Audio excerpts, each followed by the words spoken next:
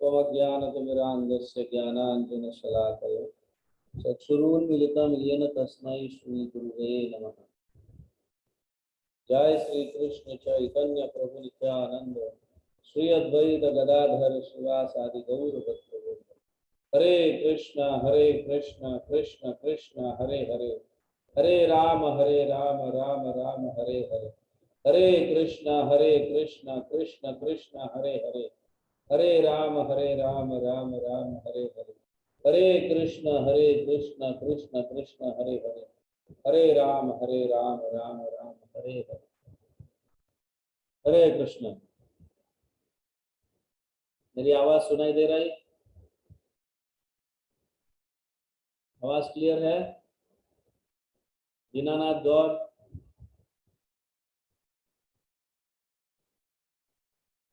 Okay. कल परसों मन के विषय में चर्चा कर रहे थे, मन को समझाने का प्रयास कर रहे थे। किस तरह से हमें मन को समझाना चाहिए, और वो भी एवरीडे समझाना होगा। जिसका मन काबू में नहीं है, मनमानी करने का प्रयास करता है, मन मनमानी करने का प्रयास करता है मन मनमानी करने का प्रयास करता है। इसका अर्थ जिसका मन काबू में नहीं है, तो उन्हें रोज मन को समझाने का प्रयास करना चाहिए। क्योंकि भगवान कहते हैं चंचलम ही मनः कृष्णा। चंचलम, चंचल जानते हो ना, मन चंचल है। चंचलम ही मनः कृष्णा। सॉरी, एक्चुअली अर्जुन कह रहे हैं, ये नॉट कृष्णा। अर्जुन कह रहे हैं भगवान को, आप मन को काबू करने का कह रहे हो, हाँ, योगाभ्यास के माध्यम से, ध्यान योगा के माध्यम से मन को एक जगह एकाग्रित करके, हाँ, तो मेरे लिए संभव नहीं है, ऐसे अर्जुन कह रहे हैं। क्यों कह रहे हैं ऐसे? चंचलम ही मनः कृष्ण। मन बहुत चंचल है। एक क्षण यहाँ पे तो दूसरे क्षण में कहीं और, तीसरे क्षण में कहीं और। ये मन का स्वभाव है। अर्जुन इस स्वभाव को भगवान के सामने प्रत्यक्ष प्रकट कर रहे हैं शब्दों के माध्यम से। मेरा मन,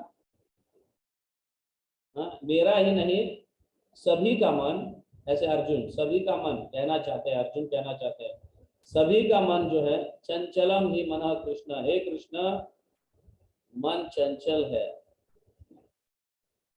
प्रमाथी, एजिटेट करने वाला है। कुछ भी थोड़ा ऐसा कुछ दिखता है तो तुरंत ही मतलब एजिटेट हो जाते हैं हम, विचलित हो जाते हैं हम। कुछ भी हमारे विरुद्ध या हमें प्रसन्न ना हो या हमारे इच्छा के अनुसार ना हो, तो तुरंत ही मन एजिटेट हो जाता है। अब समझ रहे? प्रमाथी, प्रमाथी का अर्थ है एजिटेटिंग, विचलित हो जाना, गड़बड़ा जाना एकदम। अरे ये ऐसा क्यों हुआ, ऐसा नहीं होना चाहिए, ऐसा ही होना चाहिए। एक तो चंचल है, दूसरा एजिटेट करने वाला है। एजिटेट का हिंदी विचलित, तुरंत विचलित हो जाता है।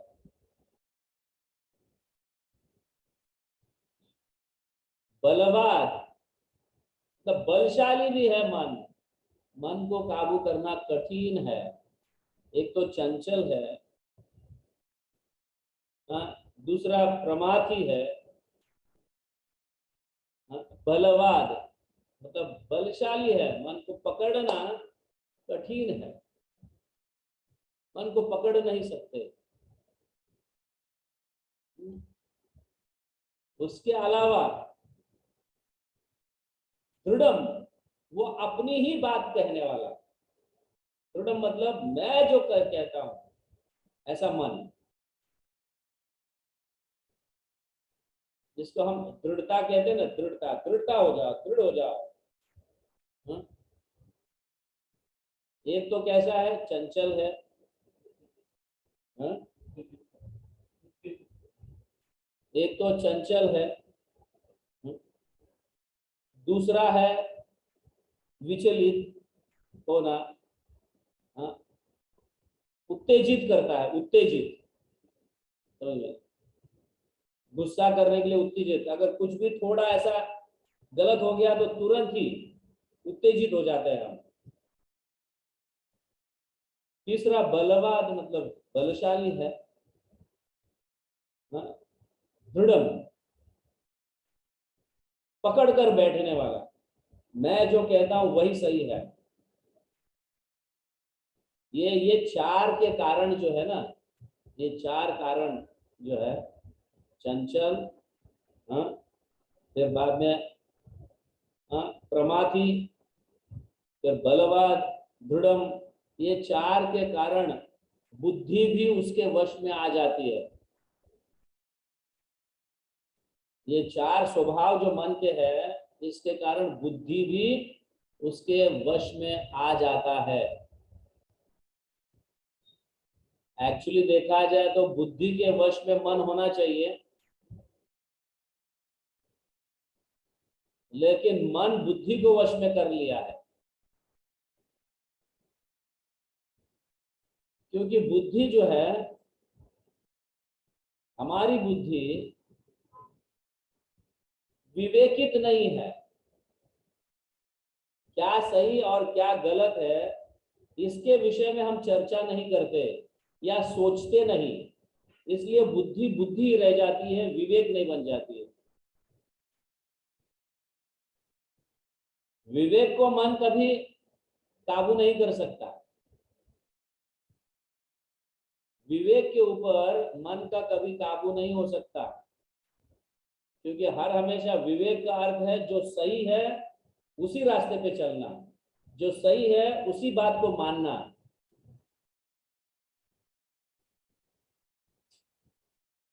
सिर्फ बुद्धि से काम नहीं चलेगा, भगवान बुद्धि दिए है, लेकिन उसको विवेकी बनाना हमारा काम है। कैसे विवेकी बनाना? ग्रंथों को पढ़कर, भगवत गीता कहो, भागवतम कहो, चैतन्य चरितामृत कहो, हमारे वैष्णव के ग्रंथों को पढ़कर, वैष्णव का संग कर कर, ये संग से, इन ग्रंथों को पढ़ने से बुद्धि विवेक के स्तर पर आ जाता है। समझ गए? अभी यहाँ भगवान जो है, अभी ये चार चीजें बहुत महत्वपूर्ण है। हाँ? चंचल, एक जगह नहीं रहने वाला है, एक क्षण में यहाँ पे तो दूसरे क्षण में कहीं और। हाँ? दूसरा प्रमाथी, उत्तेजित करने वाला, तुरंत ही हम उत्तेजित हो जाते हैं, कुछ भी थोड़ा ऐसा हो जाता है, ऐसा क्यों? ये मन का स्वभाव है। ये सही है क्या गलत है ये नहीं सोचता है, उसको अच्छा लगता है इसलिए वो उत्तेजित हो जाता है। और बलवाद मतलब बल है उसमें। आप सोचिए, एक क्षण में यहाँ तो दूसरे क्षण में कहीं और, तो कितना बलशाली होगा, उसको पकड़ना कठिन है। और दृढ़ है, दृढ़म, ऑब्स्टिनेट, इसका मीनिंग क्या है? ऑब्स्टिनेट, ऑब्स्टिनेट, अब समझ रहे हैं? ये चार मन के जो स्वभाव है, जिसके कारण बुद्धि भी उसके वश में आई है। और हम जब तक इस बुद्धि को विवेक में परिवर्तन नहीं करते, तब तक मन कभी भी, हाँ, विवेक के काबू में नहीं आ सकता। दृढ़ मतलब जिद्दी, यस, जिद्दी। इसलिए यहाँ पे जो है, कठा उपनिषद में कहा गया है कथा उपनिषद में कहा गया है, आत्मानम रथिनम विधि, आत्मानम रथिनम विधि, शरीरम रथम एवच, आत्मानम रथिनम विधि, शरीरम रथम एवच। शरीर रथ है, शरीर वेहिकल है, इसके अंदर बैठा हुआ आत्मा जो है वो रथिम है, पैसेंजर है। इसके अंदर बैठा हुआ आत्मा पैसेंजर है, रथिम। बुद्धिम तु सारथिम विधि, बुद्धि कौन है? सारथी है। रथ को चलाने वाला सारथी बुद्धि है। बुद्धि के पीछे आत्मा पैसेंजर बनकर बैठा हुआ है, व्यक्ति है जो यहां से वहां जाने वाला। आत्मा, शरीर रथ है, ऐसे कहा गया है यहाँ पे। कठोर उपनिषद में क्या कहा गया? आत्मानम रथिनम विधि, शरीरम रथम एवच, बुद्धिम तु सारथिम विधि। बुद्धि कौन है? सारथी है। मन प्रगरम एवच, मन क्या है? लगाम। मन क्या है? लगाम। सिद्धार्थ, आप सुन रहे हो? हरिबोल सिद्धार्थ, आप सुन रहे हो? हसमुख प्रभु सुन रहे हो? यस, ध्यान से सुनिए, मन के विषय में कहा गया है। तो मन कौन है? इस रथ का लगाम है मन। और इस लगाम को पकड़ा कौन है? बुद्धि। और पीछे, बुद्धि के पीछे बैठा कौन है? रथिम, मतलब पैसेंजर बैठा हुआ है, व्यक्ति बैठा हुआ है, आत्मा बैठा हुआ है। और आगे क्या है? इंद्रियाणी हयान आहुर। इंद्रियाणी हयान, हय, हय मतलब घोड़े, हय मतलब घोड़ा, हयान मतलब घोड़े। इंद्रियां, 5 इंद्रियां जो है वो घोड़े के समान है। अभी ये इस उदाहरण को जो भगवान या कठोपनिषद में दिया हुआ है, हमारे आचार्य जो इस उदाहरण को बहुत सुंदर रूप से समझाते हैं। देखिए, आत्मा रथिम है, रथ में बैठा हुआ व्यक्ति है। शरीर रथ है, बुद्धि सारथी है, मन लगाम है, और सारे इंद्रियां जो है वो घोड़े है। इससे एक पूरा एक यूनिट बना हुआ है, रथ बना हुआ है। रथ घोड़ों के बिना अधूरा है। रथ जो है लगाम के बिना अधूरा है। स्टीयरिंग भी होना चाहिए, है ना, पहिए भी होना चाहिए।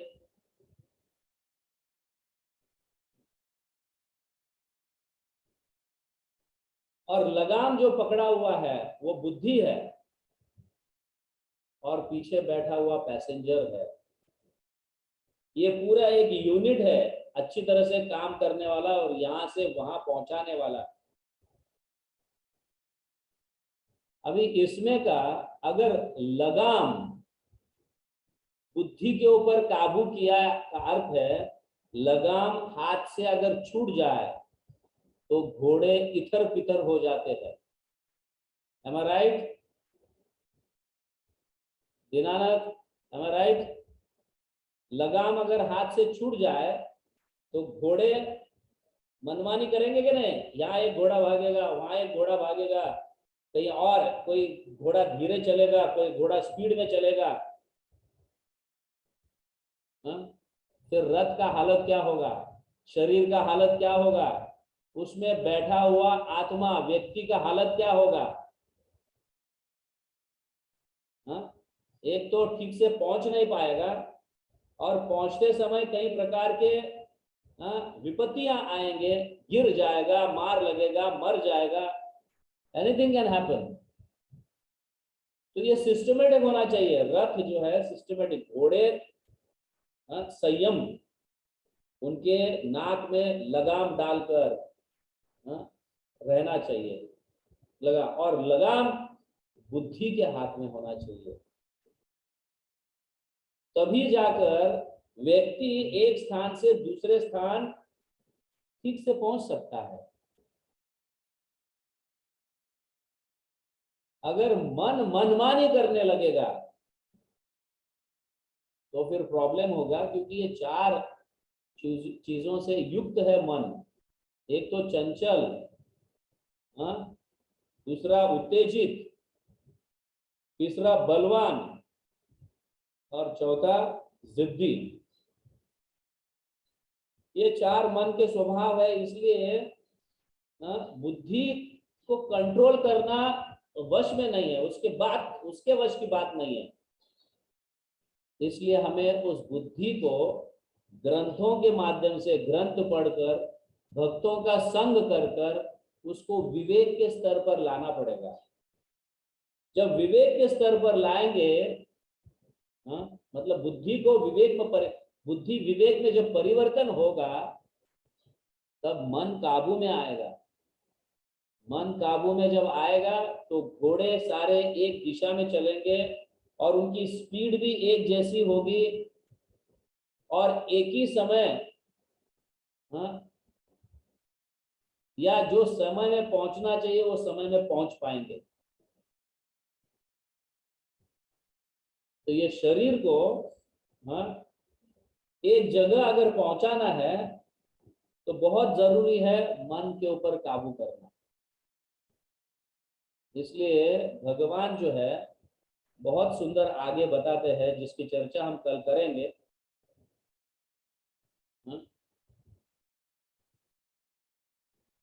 यस,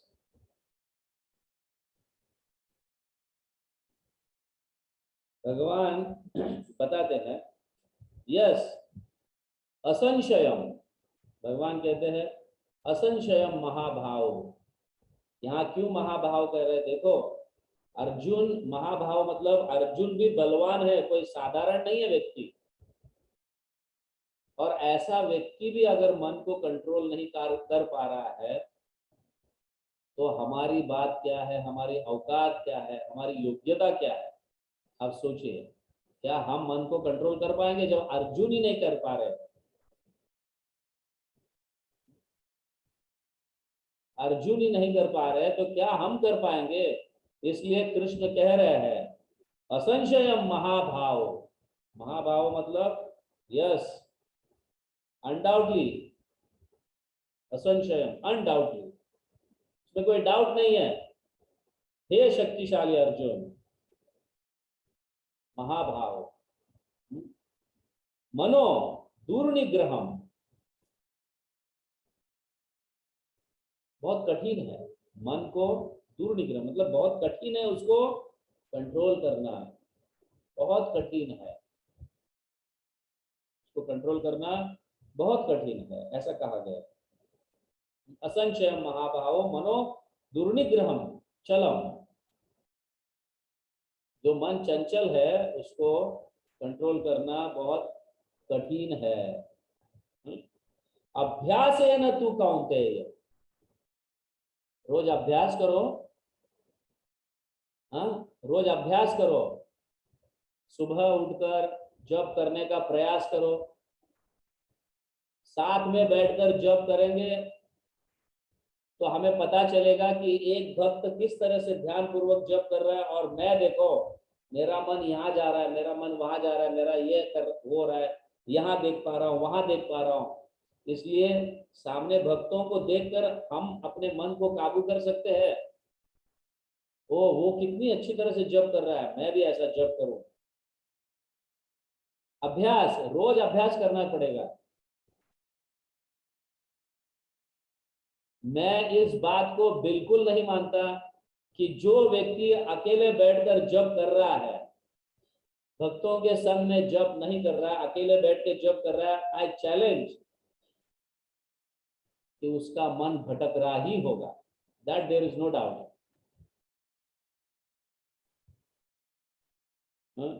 वैष्णव के सामने बैठकर प्रभुपाद कहो, परंपरा कहो, तुलसी महारानी कहो,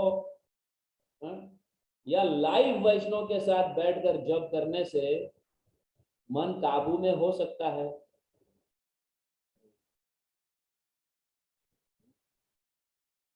अभ्यास है तु कौन्तेय।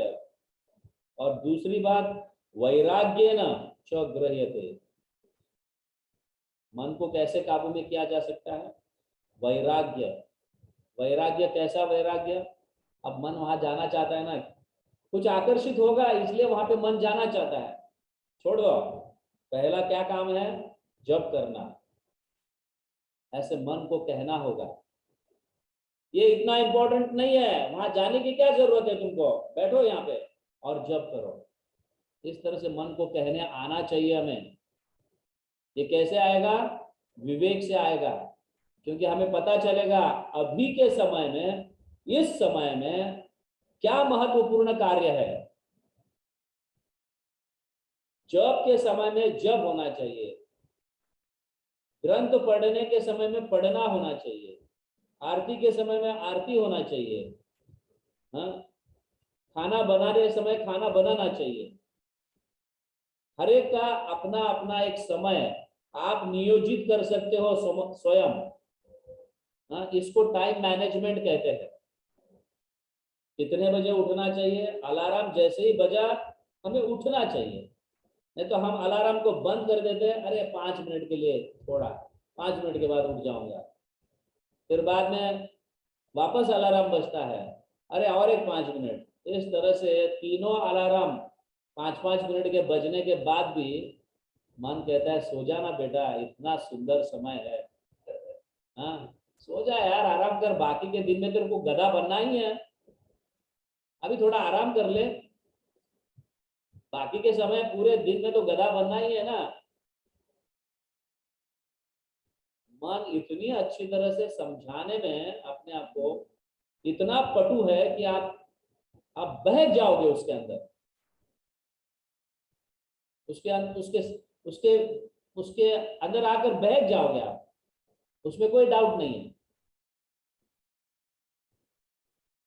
इसलिए टाइम मैनेजमेंट बहुत इंपॉर्टेंट है। ब्रह्म मुहूर्त मतलब जप का समय, आरती का समय, जप का समय। 7:30 बजे के बाद फिर आप अपना टाइम बनाओ, आप क्या करना है, तो वो समय में वो होना चाहिए। ये दूसरे उसके बाद उस समय में ये होना चाहिए, इस समय में ये होना चाहिए। इस तरह से ऐसे अभ्यास के माध्यम से मन को कंट्रोल किया जाता है। इसको विवेक कहा गया, इसी को विवेक कहा गया। हर चीज अपने अपने समय में होना चाहिए। और जब के समय दूसरा कुछ कार्य हो रहा है और दूसरे कुछ कार्य के समय जप हो रहा है, तो कैसे जप में मन लगेगा? पॉसिबल नहीं है। और वैराग्य का अर्थ ये नहीं कि हमें छोड़ देना है, नहीं, वैराग्य का अर्थ यह है कि मन जहां पे भी जाता है कुछ आकर्षित चीज होगी इसलिए वहां पे जा रहा है, इसलिए उससे वैराग्य। मन अभी जा रहा है, अरे मेरे को वहां जाना था, हाँ जाना है, 10 बजे जाना है, तो अभी उसका विचार क्यों करना है? कोई और समय में मन को वहां हमें जाना है वहां पे, तो उसका विचार अभी क्यों चाहिए? ऐसे भी बैठे हैं जॉब करने के लिए, तो मन यहाँ वहां जा रहा है, सोच रहा है कि मुझे यहाँ पे जाकर ये लेना है, वहां जाकर ये करना है, हाँ? तो वो करना उसका समय अलग है, तो अब क्यों उसका विचार? जब को जब के लिए समय 2 घंटा देना है ना, तो 2 घंटा अच्छी तरह से दे, 2 घंटा अच्छी तरह से दे, तो खत्म। फिर देन उससे फिर निकल पड़ो, फिर दूसरी सेवा, तीसरी सेवा। तो प्रत्येक समय सेवा का एक समय निर्धारित करो आप लोग, इसको अभ्यास कहा गया है। हवा में रहेंगे, ये समय मिलने के बाद ये करेंगे, वो समय मिलने के बाद वो करेंगे, तो उसके लिए समय कभी मिलेगा नहीं, क्योंकि बीच बीच में कई प्रकार के और काम आते रहते हैं और हम भूलने की भी चांसेस है उसमें। तो फिर वो कभी होगा नहीं, फिर पोस्टपोन करते रहेंगे। इसलिए टाइम मैनेजमेंट बहुत इंपॉर्टेंट है। हर चीज अपने निर्धारित समय में होगा तो उसे विवेक कहा जाता है, मतलब बुद्धि विवेक में परिवर्तन हुआ है, और विवेक मन को अच्छी तरह से कंट्रोल कर सकता है।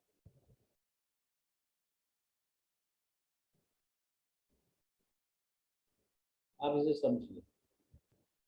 तो भगवान ये कह रहे हैं, वैराग्य गृह्यते, गृह्यते मतलब कैन बी कंट्रोल्ड। भगवान कह रहे हैं ये दो चीजें बहुत, चार चीजें मन के हैं, चंचल, जिद्दी, उत्तेजित और बलवान। ये चार चीजों को, दो चीजों से कंट्रोल किया जाता है। क्या है? रेगुलर स्टडी, अभ्यास, रेगुलरिटी, और दूसरा वैराग्य। तो मन जहां पे भी जाता है वैराग्य होना चाहिए वहां से उठाकर यहाँ लाने में, नहीं तो उसके अंदर उस नेट में इतना घुस जाते हैं कि पता ही नहीं चलता है कि 1 घंटा हो गया तो भी एक माला खत्म नहीं हुआ। इतनी बातें, इतना संतोष लगने लगता है, मन वाह वाह कितना सुंदर है तू, मेरी बात को मानता है, चल और तुझे एक अच्छी चीज बताता हूँ, फिर और एक अच्छी चीज बताता हूँ। इस तरह से मन उस नेट में घुसा देता है और हम फंस जाते हैं।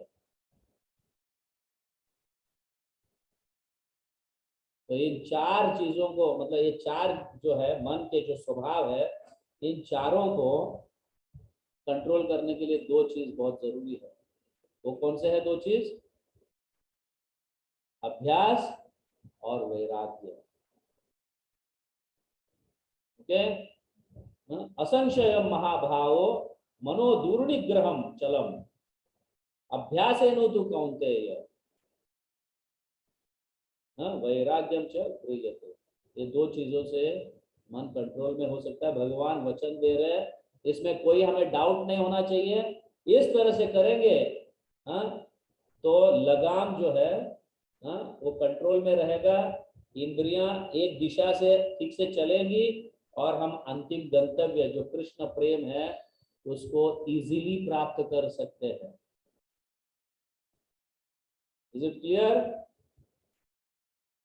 ओके। जगत गुरु श्रील प्रभुपाद की जय, हरिनाम संकीर्तन की जय, गौर प्रेमानंदे, हरि हरि बोल।